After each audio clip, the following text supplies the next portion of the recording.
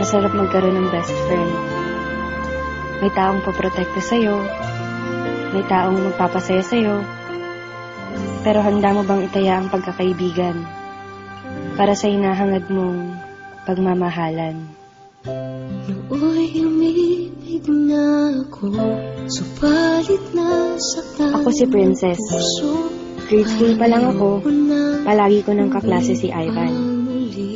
Magkaibigan kasi mga magulang namin, kaya kung nasan ako, nandun rin siya. Mapalungkot man o mapasaya, sa kulitan man o problema. Yan si Ivan, ang taong lagi kong kakampi sa buhay.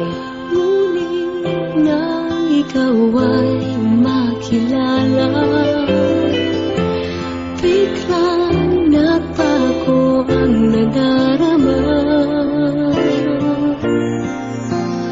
Para sa'yo, ako'y ibig pang muli.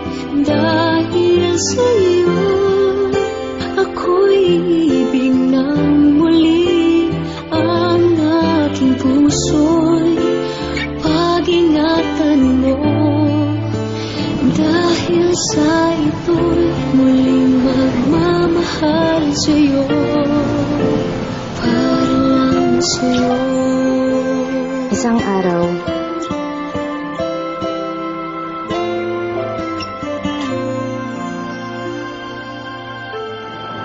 bakit ka naman sumali sa prank? Wala lang, gusto ko lang. Gusto mo lang? Alam mo bang delikado yun? Alam ko naman yung pinapasok ko. Ang dami-dami sumasali sa ulat. Matapos ang araw na yun, at sa'yo lamang nakita ang tunay na pag-ibig na aking hinahanap. Buti na lang ika'y nakilala. Binago mo ang nadarama. di na siya nagpaparamdam. Di na siya nagte-text. Di ko na rin siya nakikita sa school.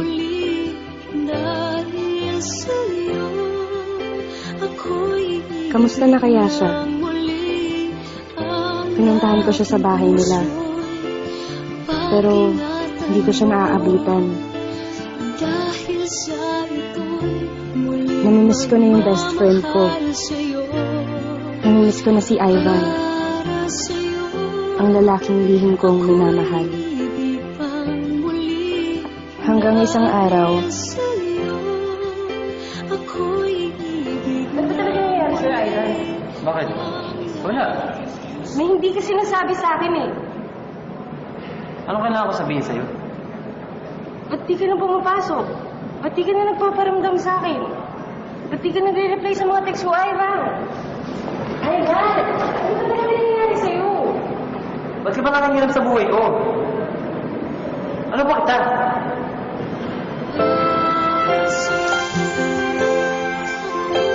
natahimik ako sa sinabi niya. Ano ba niya ako? Isa lang akong hamak na best friend. Hanggang doon na lang yun. Umalis siya at di na nagpakita. Di na rin ako nagte-text. Di na rin ako pumupunta sa kanila. Makalipas ang 2 linggo, may natanggap akong balita. Nasa ospital daw si Ivan. Malubha ang lagay. Para lang sa'yo, ako'y di na muling mag-iisa. Ikaw na nga ang hindi hinintay ng puso ko. Para sa'yo, ako'y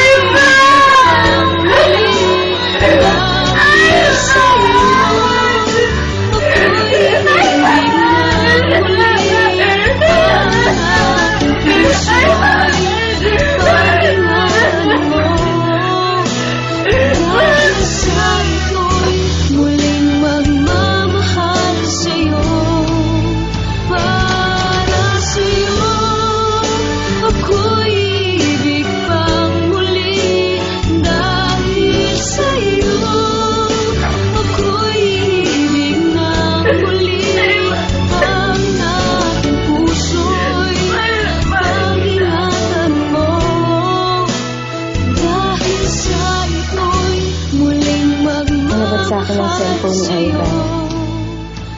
Pare, huwag nang papakilaban ng best friend ko. Ginawa ko naman ang sinabi niyo, di ba? Nalayan ko na siya. Basta huwag niyo nang gagalawin si Princess. Mahal na mahal ko yun.